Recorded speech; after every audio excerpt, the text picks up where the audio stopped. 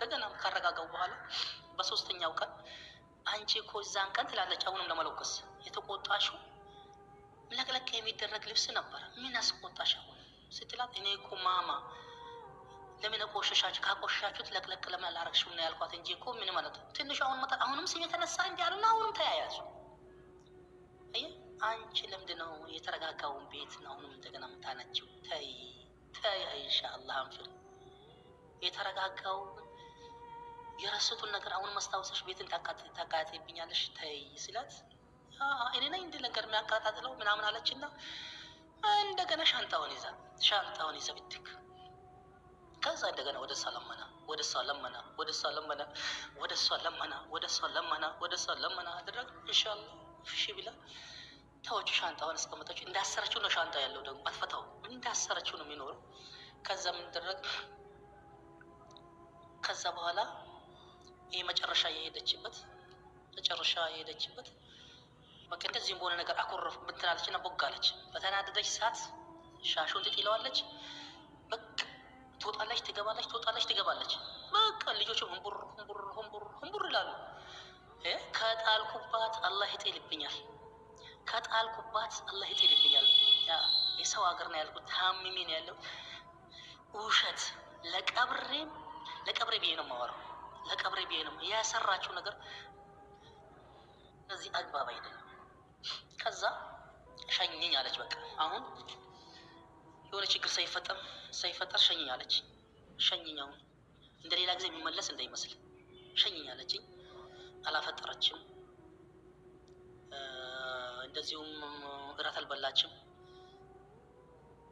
ሱር አልበላችም። በቃ ለካ ክስት ቢላ ሄደ ሪቦኝ ተጠምቼ ለማለት እንዲያመቻት ነው ዋና የተወሰነችበት ቀን ማለት ነው። ከዛ በኋላ ሸኝኝ፣ የሆነ ችግር ሳይመጣ ሸኝኝ አለች። ያለች በቃ ከሱቅ ብር አልነበረኝም። ከሱቅ ሂጄ ብር አመጣሁኝና ወስጄ በቃ እሺ ብዬ ትኬት ቆርጬላት ቀሪ ብር ደግሞ ሰጥቻት መጣሁ። እደውላለሁ ወይ አጠገብሽ ስልኳን ሰብረዋለች። ልጆቹን ስትወረውር ስልኩን ስለሰበረችው በአጠገብሽም ባለ ሰው ስልክ ስትገቢ ደውይልኝ አልኳትና መጣሁ። መጥቼ አንድ ሰዓት ሳይሞላ ሻንጣው ላይ አትስቀለው አለችኝ። ላይ አትስቀለው ኪስ አስገባው ሻንጣው አለችኝ።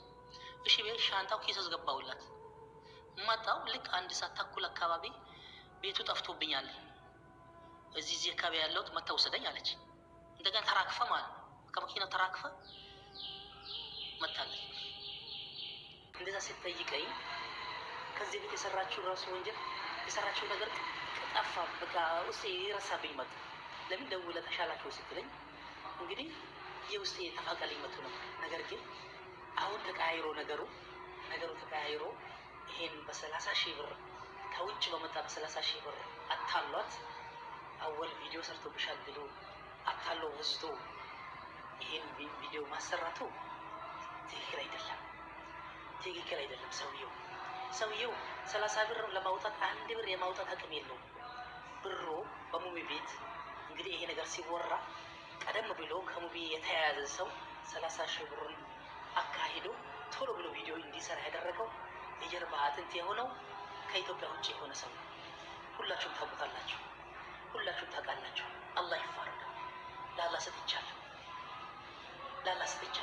ሁላችሁም እንግዲህ ይሄን ቪዲዮ ሼር ኮምፕሊት በማድረግ ከሀቀኞች ጋር ሆኖ ከውሸተኛዎች አትሆኑ፣ ውሸት ከሚያጣጥሉት አትሆኑ ይላለሁኝ። ህይወታችሁ ይመር፣ ቤታችሁ ይመር፣ ሰላማችሁ ብዝት ትረፍርፍ ይበል። አገሬ ሲገባ በእነዚህ ደግሞ የቦረበላዎች በሀላል ሚዲያ እና በባልደረባው የሰሩኝ ጉድ አገሬ ገብቼ በላይ የሚነግራችሁ ይሆናል። አሰላሙ አለይኩም ወራህመቱላህ